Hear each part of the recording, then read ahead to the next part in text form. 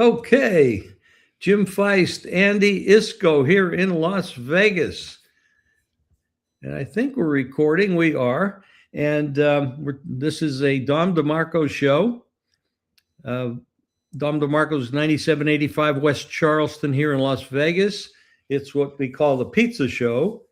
And I'm not sure that I have the background showing. Do you see the background?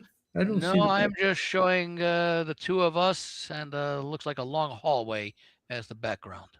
Okay, that might be my fault. Uh, Let me see. We'll get rid of I don't that. know what that background is, but it almost looks like where you have your lockers in high school.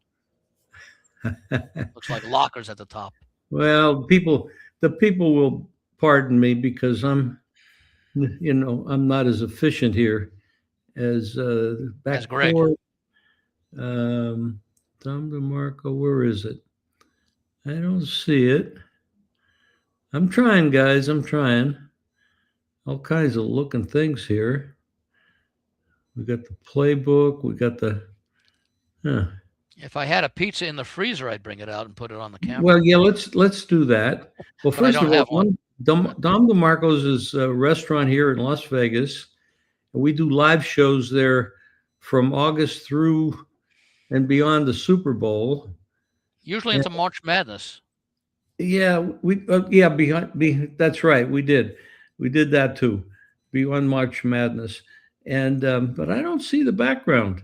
So in any case, then they put up with me because everybody knows I don't know what the hell I'm doing. Maybe Greg has that background. Well, he He puts it up. he does, but it's usually there. I usually can find it. Um, but any case, this is Proline TV, and we are doing. Let's see. I love doing this stuff, guys. I hope everybody's enjoying watching me shame myself in not knowing what the hell I'm doing, which is fine. I'm okay with that.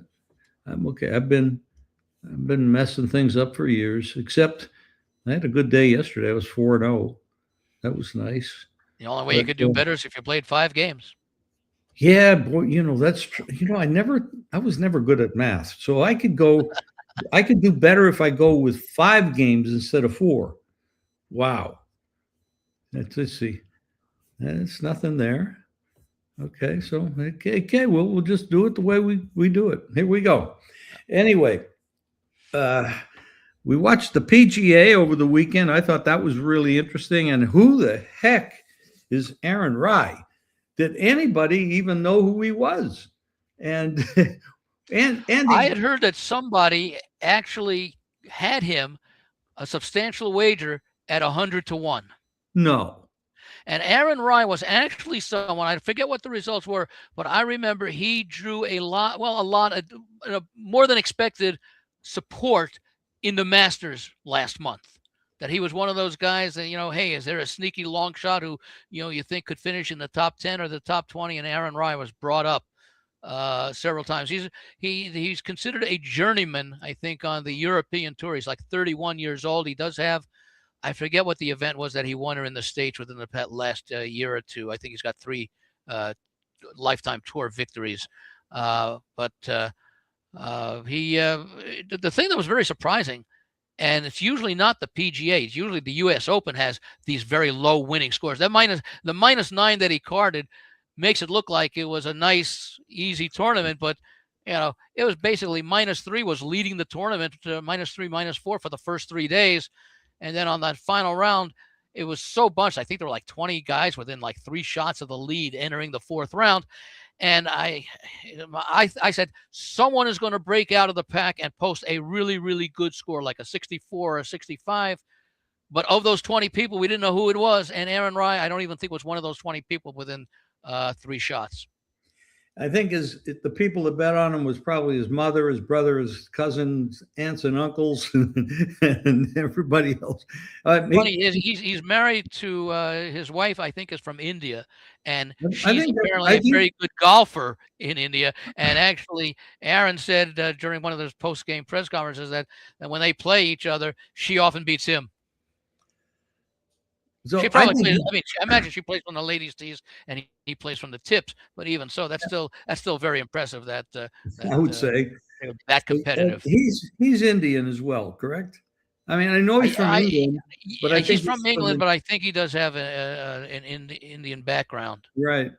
Very impressive. I hear that Yeah. he's a Nice really guy nice. too. Yeah, I hear Very that very he's a well really, liked. really nice guy. Everybody likes him, and I'm happy for him. He I picked up. wonder if now he's going to get the nickname Bread because of all the money that he won. He'll now be known as Rye Bread. Sorry about that. Andy, where Sorry did you about get that. that from? 3.69 million. Yeah. And I And understand that, exemptions. and then I understand that because we're his agent, we each get 5%. Yeah, payable in rye bread, perhaps. Now, let's talk to go to the NBA. Cleveland somehow goes home to play game 6 and gets absolutely annihilated and looks absolutely terrible. As they, by the way, have throughout a good part of the entire series. Yes. They were really not dominant at all, even at No. home where they would played so well earlier in the playoffs. Then what the hell happens when they go back to Detroit? Now Detroit has a home court, and Detroit's the number 1 ranked team in the East, and they get absolutely blown out. And Cleveland looks dynamic in every possible way. This is they're very inconsistent, those two teams. Yeah. And now, well, we knew about Detroit because I think we all said that you got Kate Cunningham, and then who's going to be the assistant of the night, of the game to him. Whereas Cleveland had a much, I thought, deeper and better balanced team, even though they were the number 4 seed, and it was not surprising. I think it wasn't all that shocking that Cleveland won because of the overall talent. But I guess just the way that they sort of slogged their way through the playoffs, and then it counted most in Game 7, they played probably their best game in the last 2 months. well, they were supposed to beat Toronto easily, and they didn't. Yeah. It took 7 games, and then they're actually an underdog against Detroit, and they go 7 games again. So that's 2 7-game series back to back to back, Mm-hmm. and now they got to go play the Knicks. And there's a caveat here. The caveat is that we have the rest versus rust. So yeah, we got Cleveland, who's played 14 playoff games in these 2 series, and they're draining. They're draining, and they're not going to get a lot of rest. They play tomorrow. Play today. Excuse right. me. And Just one night off and travel. And then, fortunately, the travel isn't too bad from Cleveland to New York. Well, they had to go from Detroit back to Cleveland, and then Cleveland to New York. So, yeah, it's but all close. it was a couple of hour flights. Right, but the Knicks have been absolutely dynamic, but they've been off. I mean, I think Cleveland's played 11 games since the 29th of April, and the Knicks have played 6, and they've been off a week. They've been off. They completed their sweep against Philadelphia a week ago this past Sunday, so they will not have played in 9 days. Wow. No, I'm sorry, 10 days. This will be the 10th. Now, we don't know what will happen. Game 1, it's always a watch and see. They could come out red hot, like they ended their run, because they were really red hot, wiping out everybody. And the Cavs could come out very tired, or they could play like they did in the last game. I don't know about either one of those. I would probably lean to the total as a bet. Under? I haven't made up my mind yet on that.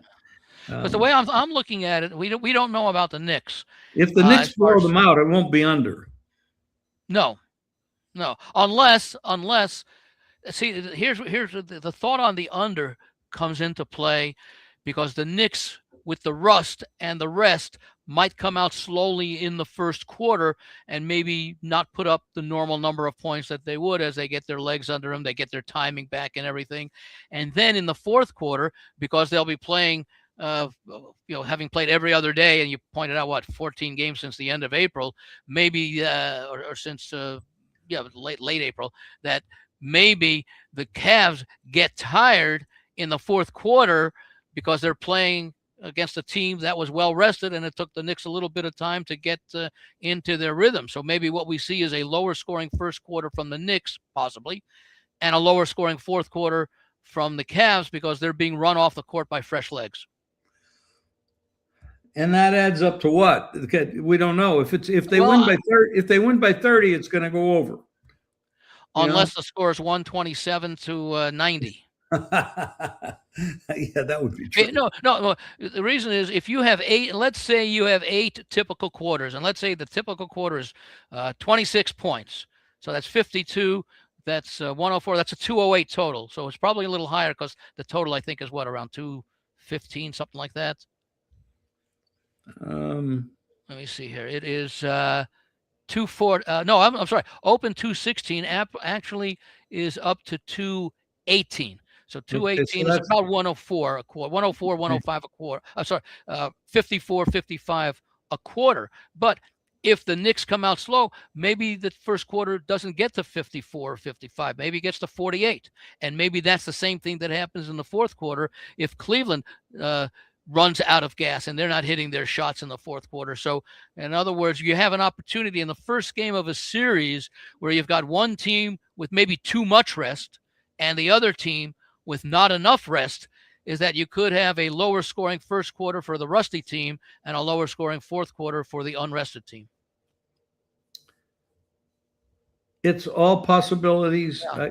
I see where the Sharps are obviously battling over. They're battling with their money, and they're so far they're saying over. Yeah, and more so than movement on the side, which I think opened and remains at 6.5. I think. I think numbers like that are too high normally, and that's why I was on the Spurs last night because I just don't see that these teams are separated by that much. And it was interesting too that the Spurs had played 5 games with OKC and won 4 of them going into last night. Yeah, and by the way, 3 of the 4 were by double digits because I think only one game was the first game of the year that they met. San Antonio won by 8, and I think all the other games, the other 4 San Antonio wins and the 1 OKC wins, were all by double digits. Now let's talk about last night's game. I can only say wow. Yeah. Wow. This young man, Wemby, we call him, Wembayana. That's as close as I ever get to saying it right. Wemby is absolutely incredible. What can't he do? I mean, yeah, okay. You can say, oh, he's taller than everybody. Okay, so what? We've got a lot of tall players. Everybody's tall in the NBA almost. Okay, so he's an inch or 2 taller than some other guys, 3 inches taller. That's not what does it. It's the skill. He has a skill level that's unbelievable. He's a generational player. If he stays healthy, he could be a top 10 player of all time. I know that's going out on a limb because we've got so many great players, but based upon what he's done so young and in a very short career, if he can stay healthy, I mean, he can do it all. Defense, inside, outside, defense, offense, foul shots, long shots, 3-point shots, close shots. He totally intimidates around the basket. This is a difficult person to play. You can't stop him. There's nobody in the league that shoots over 50%, 51% from the field for the season, 35% from 3-point range, 82.7% shooting foul shots. Okay, that's pretty remarkable. Okay, give me one bad thing that you can say about him. He only averaged 1 steal per game. Oh, okay. He did average over 3 blocks per game. However, I'll tell you what. Then we should probably send him back to France. We really can't play, right? Hey, he only averages 3.1 assists. That's because everyone's getting him the ball. True. It's pretty incredible. Now, OKC Yes, is the champion. SGA is player of the year, whatever he is, most valuable player. MVP. Yeah. That probably, the way it looks, it probably should have been Wemby, but uh, this is Yeah, you could argue that one either way. I mean, uh, clearly SGA has been playing well for a few years, coming off a championship year, the integral part. But Wemby, the Spurs were just a basic average, below average team last year, and he's now what in his second year, I think, second or third year. Um, this was his third season, and he did what he did with less supporting talent around him than SGA had. That's taking nothing away from SGA, but that's why I could argue it either way.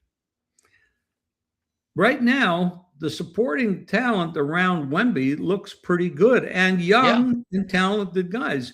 I mean, when he got kicked out of the game in Minnesota, Minnesota had a really tough time against that team. And this was it was amazing to watch that. These players, these young players that surround Wemby, we can't throw flowers on them right now. They haven't done it, but it looks like we may have a dynasty growing here in San Antonio. It's pretty incredible. They're well coached. They got a great starting lineup. They got people off the bench, and they're limiting Wemby's minutes because he is a young guy. He's only 22 years old. Yeah, so and SGA is 27. So both of these guys will be around for a good decade, probably more. And we could see these two franchises be the dominant teams in the West over this period of time. Oh, my God, yes. With how young these two stars are. I'm not going to venture out and try to say who's going to win the series between these two because, I mean, wow, what I saw last night. You got to remember this went double overtime with all the accolades we're saying on Wemby. It still went to double overtime. I don't know who's better. I don't know who's going to win it, but it's going to be amazing. And then, unbelievably, Cleveland or the Knicks are going to have to play one of these teams, and that looks like it might be very ugly.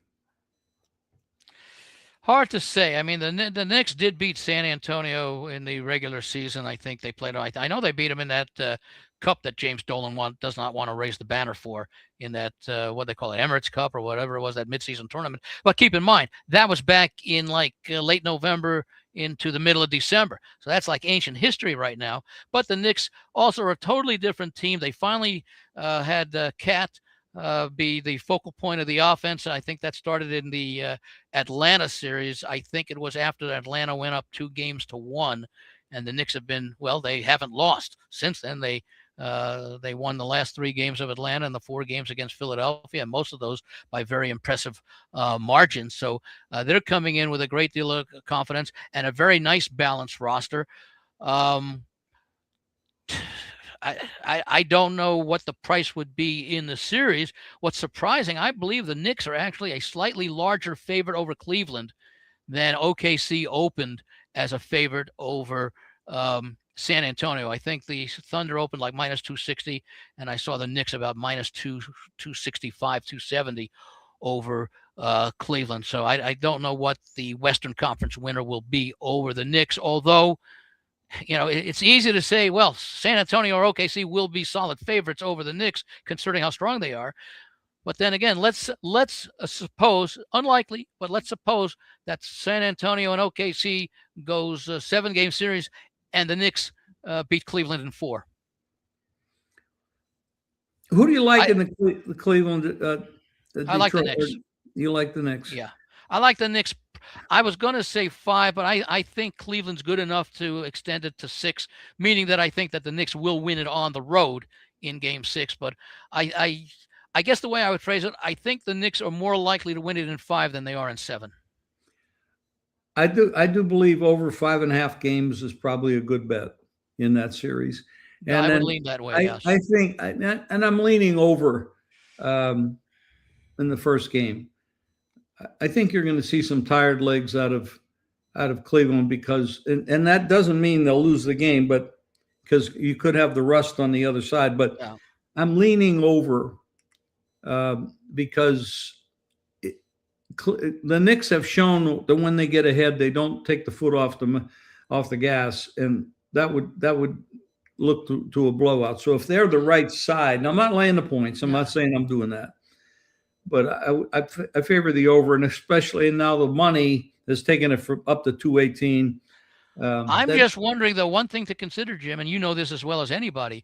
I wonder if that early movement is a setup to have the public follow and perhaps create a 4 or 5 point middle by the time we get the tip off. In other words, maybe we see this line go up to 220, and then the real money comes in on the under, who came in and played it over the 214 or the 213 or wherever it opened. Well, those false moves do happen Yeah. sometimes, but not all the time. No. Sometimes moves just keep going, or they No. stay solid. Well, I think another reason why we may be seeing the movement to the over is just how good the Knicks have looked since the middle of that Atlanta series, putting up all those points. And although I think they played like 4 or 5 straight overs right now, but that the public, we know, loves to bet overs. They love to see things happen rather than not happen. And you've got a team in New York that is really playing lights out. I mean, we have not seen the Knicks play this way for this extended period in a long time. From a standpoint of the hottest team in basketball, it's the Knicks. However, you just gave them a week off, and that can have an effect. So well, that's why I said before I have trouble with the over, because you've got the you've got the rust on the Knicks in the first quarter. They may make up for it in quarters 2, 3, and 4, and then you've got the tired legs of Cleveland, which may not come into effect in quarters 1, 2, and 3, but then in quarter 4, when the Knicks are running at full speed, maybe that's when Cleveland's legs tire out. It's possible. That's what makes this. That's what makes this a very intriguing, but also a very difficult handicap in game one. I totally agree. And you look at it, if Cleveland's legs are tired in the fourth quarter, and the Knicks will not be tired, and they'll just be rounding into shape, so to speak, because and if they just keep moving and running like they like to, they could score 40 points in the final quarter. So that would blow it over. So there's a reason that money came in on the over, and I'm going to respect it. As far as if Cleveland loses, especially if it's embarrassing, I probably would take Cleveland in game 2, because they do have some pedigree on that team with several players that have really gone to a higher level. Now, Harden is a question because he is getting older, but he does know how to play. He is a smart player, and he can have games that are just really, really good. He can also have games that are really look ugly, like game 1 and 2 against Detroit were just absolutely ugly. But after that, he looked pretty good. So in any case, one thing about the NFL, I'd like to say, now that Aaron Rodgers has signed with Pittsburgh, instantly the Steelers are now the Super Bowl favorite. Maybe in 2030. And everybody out there that knows anything about football knows that I'm BSing here. There's no possibility. You have just defined the word sarcasm. You're right. I don't know what they're doing, why they would invest anything in him. He's obviously not the future. He may not even be the present. But why are they not rebuilding for the future? I don't understand it. I don't get it. Well, maybe I'm not going to say they're tanking, but maybe, we don't know about Arch Manning right now. He's expected to be the number 1 quarterback, if not the number 1 pick overall next year, coming out of Texas. Maybe the Steelers, because they drafted Drew Aller from Penn State. And I don't know that he is expected to be a franchise quarterback. Mason Rudolph currently is number 2 right now, I would believe. But if they see something in Aller that they like, maybe this is a year. Maybe this is a year for Rodgers to tutor those guys. Well, that could be if he's that type of personality, which I don't know that he is, but he's always been kind of a loner. But does he know football? Yes. Does he throw a good football? Yes. I mean, he's really, one of the greatest quarterbacks ever. I mean, he's talented as hell, but he is a 42-year-old guy. I promised Greg that I would not get into the NFL. Oh, by the way, excuse me for one last thing on that. Keep in mind also, and I don't know how this will affect it, but I would think it would be positive more than negative. Rodgers and McCarthy have that huge history together from back in Green Bay. And McCarthy trusts Rodgers, if he wants to make a play call, a play change or something. So maybe that's a little bit more of a positive for Pittsburgh than if he were going to, let's say Baltimore, where they have a rookie head coach. This whole thing about the NFL is really going to be interesting. Our Friday show is going to be interesting. We're going to talk a lot about the NFL, and I'm looking forward to that one, Andy. Now that we've got the schedules out, I'm doing some work on that this week. So thank you, Andy. I really appreciate it. Good luck, everybody out there, and we'll talk to you soon. Thanks, Andy. Thanks, Jim. Bye-bye.